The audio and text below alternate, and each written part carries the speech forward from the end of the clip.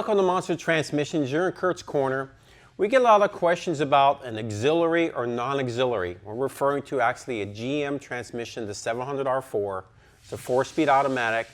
Now when people are changing out their transmission and they have a factory transmission and they just want to replace it with a Monster unit, the sales rep will ask you some questions like, is your transmission auxiliary?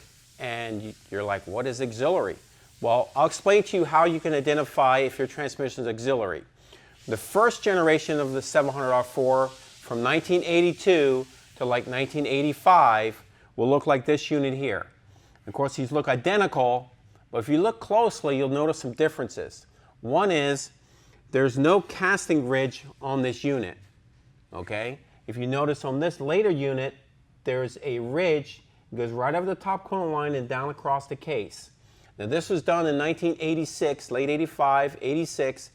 GM changed the casting of the transmission, and this is one of the identifying marks. So you know this is a later unit. So the early units had no casting mark, so there's no way of knowing. The other way you could tell is along this ridge of the transmission there are numbers. Okay, and in those set of numbers, it'll identify the year. It'll say 2, 3, 4, 5, and so forth. And that still occurs in the later units. That identifies what year the transmission is exactly. So without taking the transmission out of the vehicle, you could quickly identify what generation or what year it is. Look for that casting ridge. That tells you it's an early model. If it has no ridge, then you can look on the side casting bar and write down those numbers. If you provide us with those numbers, we can tell you exactly what year it is. And those are critical when you're changing the lockup circuit or replacing a transmission. You want to go back with the same year generation so the valve body electronics match your vehicle. So what I'm going to do graphically is I'm going to roll the unit over and show you a non-auxiliary valve body versus an auxiliary unit. Now if you look at these two units, you'll notice immediately the differences between the two.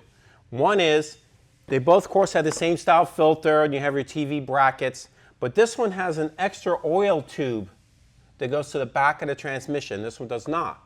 So immediately you can see that there's differences. The other difference is this is the actual auxiliary valve body, this aluminum casting here. This auxiliary valve body is to increase the shift performance, which was known in the early years. It didn't really shift very firm. So this has corrected that problem and increased the oil flow to the back of the unit.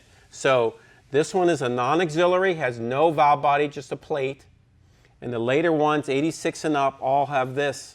And the lockup harnesses are also different, and some of the valves in the valve body are different.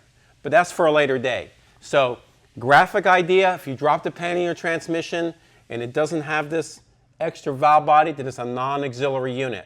And this one here is auxiliary, it means 86 all the way up to 93. So, that's the differences in auxiliary or non-auxiliary. If you have any further questions, give us a call here at Monster Transmissions, 1-800-708-0087, and we'll talk to you then.